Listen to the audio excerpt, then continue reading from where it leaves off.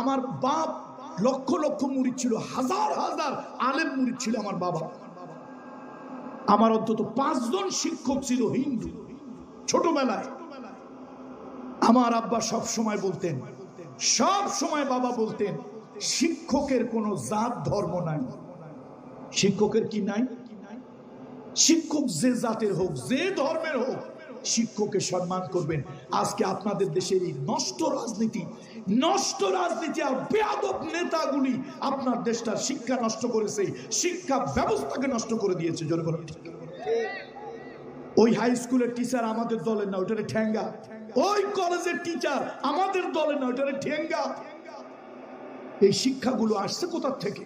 এই রাজনীতির উচ্ছৃঙ্খল নেতাদের থেকে এই শিক্ষাটা আমার যুব সমাজ পেয়েছে। বলেন ঠিক কিনা?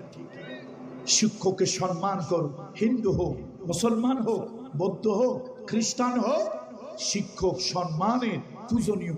আর একটা কাজ হয়েছে সমাজে, লোকেরা, আমি বলি না, এটা আবার বলবেন না যে আনসারী সাহেব পীরজাদা মানুষ কেমন কথা বললো। এটা লোকেরা বলে। সমাজ খাইছে পরিমণি, শিক্ষা খাইছে নুরুল ইসলাম নাহিদ আর দীপুমণি। সমাজটা কে খাইছে? পরিমণি সমাজ খাইছে।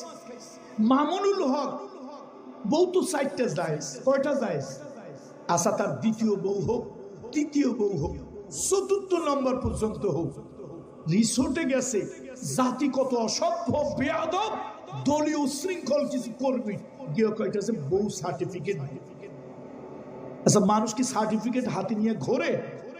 এই যে মুরব্বী বাবাজিরা যারা আছেন, কে কে বউ নিয়ে যান সাথে, সার্টিফিকেট সাথে করে নিয়ে যান।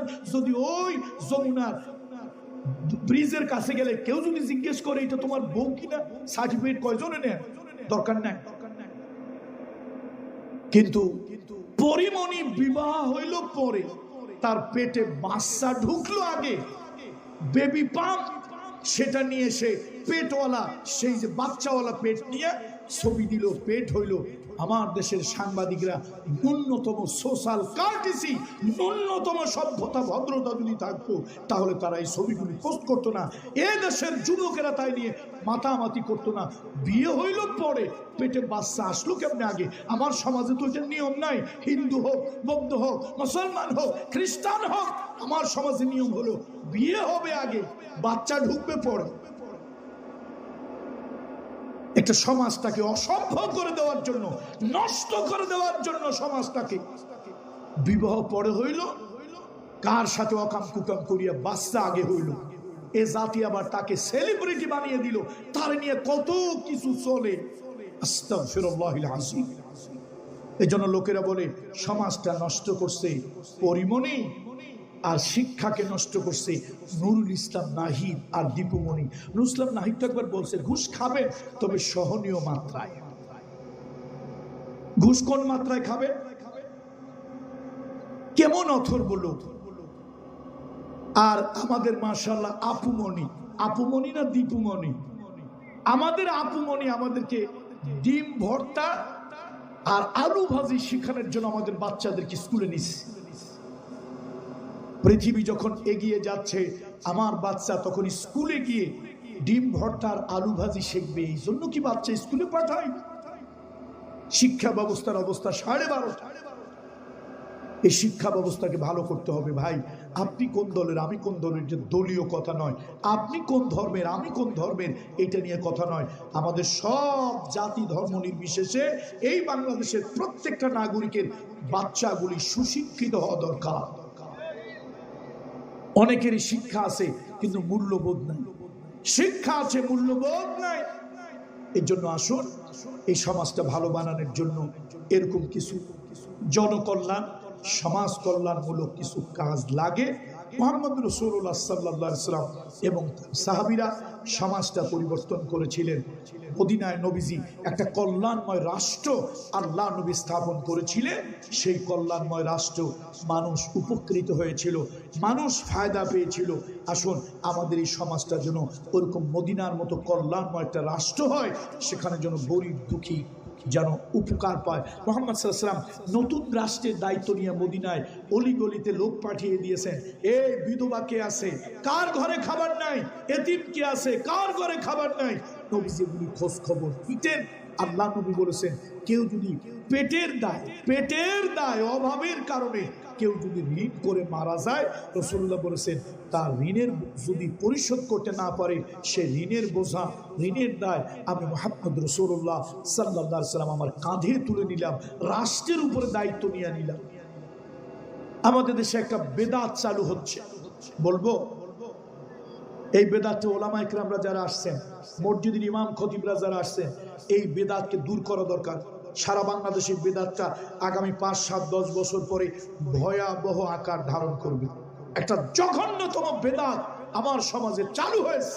সে বেদাতটা কি? মানুষ মারা গেলে খাটে শোয়া সামনে রেখে ঘন্টার পরে ঘন্টা আলোচনা হয়। উনি বলবেন 5 মিনিট, উনি বলবেন 3 মিনিট, উনি বলবেন 4 মিনিট। এটা বেদাত। এলাকার ইমাম খতিব যারা আছেন এর বিরুদ্ধে শক্ত কথা বলবেন, চাকরি চলে যায় যাক। রাসূলুল্লাহ সাল্লাল্লাহু আলাইহি ওয়াসাল্লামের সুন্নাত কি? এগুলো সুন্নতের খেলাফ, আর সুন্নতের খেলাফ যা সেটাই বেদাত। রাসূলুল্লাহ সাল্লাল্লাহু আলাইহি ওয়াসাল্লাম কোন জানাজায় আল্লাহ নবী কি করতেন? সহিহ হাদিস ঘাটাঘাটি করেন, হাদিসের 5টা 10টা কিতাব ঘাটাঘাটি করেন। রাসূলুল্লাহর কাছে কোনো জানাজা এলে অথবা রাসূলুল্লাহ কোনো জানাজায় গেলে আল্লাহ নবী প্রথম জিজ্ঞেস করতেন তার কোনো ঋণ আছে কিনা, ঋণ আছে কিনা।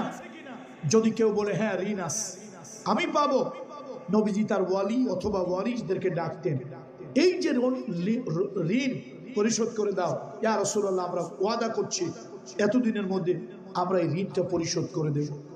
রাসূলুল্লাহ সাল্লাল্লাহু আলাইহি ওয়াসাল্লাম জানাজায় গিয়েছেন, ঋণ আছে, পরিশোধ করার কেউ নাই। নবীজি দেখেছেন লোকটা বড়ই অসহায়, বড়ই অসহায়। সালমান এফ রহমানের মতো সুইস ব্যাংকে টাকা জমানোর জন্য ঋণ করেন নাই, লোন করেন নাই, জীবন জীবিকার তাগিদে, পেটের তাগিদে ঋণ করেছে, কিন্তু পরিশোধ করে মারা যাইতে পারে নাই। রাসূলুল্লাহ বলতেন আচ্ছা কেউ তার ঋণ পরিশোধ করার নাই, আমি মুহাম্মদ রাসূলুল্লাহ সাল্লাল্লাহু আলাইহি ওয়াসাল্লাম রাষ্ট্রের পক্ষ থেকে তার ঋণ পরিশোধের জিম্মাদারি আমি নিয়ে নিলাম। লোকটা গরিব না, ঋণ করেছে, লোন করেছে, কেউ পরিশোধও করে না। নবীজি তার যেনতন একজন সাহাবীরে বলতেন এই তুমি জানাজাটা পড়াই দিও। রাসূলুল্লাহ চলে যেতেন, জানাজা রাসূলুল্লাহ পড়তেন না, তুমি পড়াই দিও। তাহলে আমার সমাজে নবীজির কাজ যেটা, নবীজির কাজ আরেকটা হাদিসের ভিতরে এসেছে, লাশ যাচ্ছে, লোকেরা বলতেছে আরে মানুষটা ভালো ছিল, খুব ভালো ছিল, এই লোকটা মানুষের প্রতি দয়া ছিল, মায়া ছিল।